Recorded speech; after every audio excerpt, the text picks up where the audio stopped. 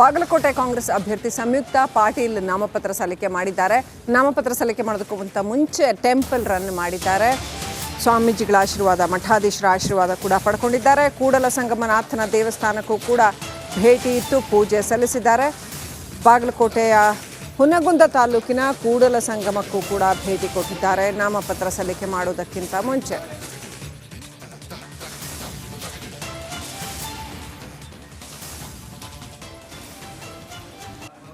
ದೃಶ್ಯಗಳಲ್ಲಿ ನೋಡ್ತಾ ಇದ್ದೀರಿ, ಸಂಯುಕ್ತ ಪಾಟೀಲ್ ಭಗವಂತನ ಆಶೀರ್ವಾದ ಪಡ್ಕೊಂಡು ನಾಮಪತ್ರ ಸಲ್ಲಿಕೆ ಮಾಡಿದ್ದಾರೆ. ಈ ಹಿಂದೆ ಅವ್ರಿಗೆ ಟಿಕೆಟ್ ಸಿಕ್ಕಿದ ತಕ್ಷಣ ಸಾಕಷ್ಟು ವಿವಾದ ಆಗಿತ್ತು. ಈಗ ಎಲ್ಲೋ ಒಂದು ಕಡೆ ಅದನ್ನೆಲ್ಲ ಬದಿಗೆ ಸರಿಸಿ ಅವರು ಅಖಾಡಕ್ಕಿಳಿದಿದ್ದಾರೆ. ನಾಮಪತ್ರ ಸಲ್ಲಿಕೆ ಮಾಡಿ ಆಗಿದೆ. ಇದೀಗ ಪ್ರಚಾರ ಕಾರ್ಯದಲ್ಲಿ ಇನ್ನಷ್ಟು ತೊಡಗಿಸಿಕೊಳ್ತಾ ಇದ್ದಾರೆ.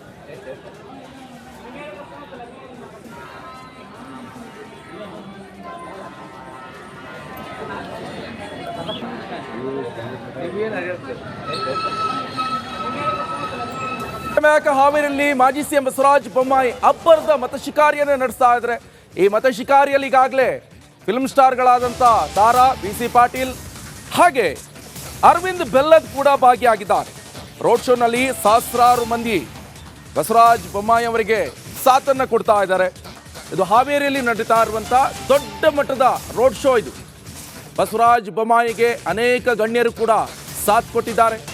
ನಟಿ ತಾರಾ, BC ಪಾಟೀಲ್, ಅರವಿಂದ್ ಬೆಲ್ಲದ್ ಇವರೆಲ್ಲರೂ ಕೂಡ ಈ ರೋಡ್ ಶೋನಲ್ಲಿ ಭಾಗಿಯಾಗಿದ್ದಾರೆ. ರೋಡ್ ಶೋನಲ್ಲಿ ಸಹಸ್ರಾರು ಮಂದಿ ಭಾಗಿಯಾಗಿದ್ದಾರೆ. ಹಾವೇರಿ ಲೋಕಸಭಾ ಎಲೆಕ್ಷನ್ ಈ ನಿಟ್ಟನ್ನು ನಾವು ಗಮನಿಸಬೇಕಂದ್ರೆ ಈ ಹಿಂದೆ ಲಿಂಗಾಯತ ಅಭ್ಯರ್ಥಿಗಳಿಗೆ ಕಾಂಗ್ರೆಸ್ ಟಿಕೆಟ್ ಅನ್ನು ಕೊಟ್ಟಿಲ್ಲ. ಈ ಸಲ ಕಾಂಗ್ರೆಸ್ ಅಭ್ಯರ್ಥಿಗೆ ಲಿಂಗಾಯತಿಗೆ ಮಣೆ ಹಾಕಿದ್ದೆ. ಆನಂದ್ ಸ್ವಾಮಿ ಗಡ್ಡದೇವರ ಮಠ ಅವರನ್ನ ಕಾಂಗ್ರೆಸ್ ಅಭ್ಯರ್ಥಿಯಾಗಿ ನಿಲ್ಲಿಸಿದೆ. ಆದರೆ ಈ ಹಿಂದಿನ 3 ಎಲೆಕ್ಷನ್ನಲ್ಲೂ ಕೂಡ ನಿಂತಿಲ್ಲ. ಒಂದಿಷ್ಟು ರಾಜಕೀಯ ಸ್ಟ್ರಾಟರ್ಜಿ ಕೂಡ ಇದೆ ಇದರಲ್ಲಿ. ಹಾವೇರಿಯಲ್ಲಿ ದೊಡ್ಡ ಮಟ್ಟದ ಬೆಳವಣಿಗೆ ಕೂಡ ಆಗ್ತಾ ಇರುವಂಥದ್ದು. ಈ ಹಿನ್ನೆಲೆಯಲ್ಲಿ ಬಸವರಾಜ ಬೊಮ್ಮಾಯಿ ಅವರು. ನಮಸ್ಕಾರ, ಕರ್ನಾಟಕ ಪ್ರೈಮ್ ಟೈಮ್ಗೆ ಸ್ವಾಗತ. ನಾನು ಜಯಪ್ರಕಾಶ್ ಶೆಟ್ಟಿ. ಇಡೀ ಕರ್ನಾಡು ಇವತ್ತು ರೆಬೆಲ್ ಆಗಿ ನಿಂತಿದೆ. ಈ ಹಗರಣಗಳನ್ನು ಸದನದಲ್ಲಿ ಪ್ರಸ್ತಾಪ ಮಾಡಲು ಕೂಡ ಕಾಂಗ್ರೆಸ್ ಹಿಂದೇಟು ಹಾಕಿದ್ದೇಕೆ? ನಿಮ್ಗೆ ಸಂಬಳ ಅದಕ್ಕೆ, ನಿಮಗೆ ವಾಹನ ಅದಕ್ಕೆ, ನಿಮಗೆ ವೆಪನ್ ಅದಕ್ಕೆ, ನೀವು ಅದನ್ನು ಸೆರೆ ಹಿಡಬೇಕಾಗಿದೆ. ನೀವು ವಿದ್ಯುತ್ ಬರ ಇದೆ ಅಂತ ಹೇಳ್ತಾ ಇದ್ದೀರಿ. ಎಲ್ಲಿ ಬರ ಇದೆ ನೀವು ಹೇಳಬೇಕು. ಪಾಕಿಸ್ತಾನ್ ಆಕ್ಯುಪೈಡ್ ಕಾಶ್ಮೀರ್ ಅದು ಎಂದೆಂದಿಗೂ ನಮ್ಮದು.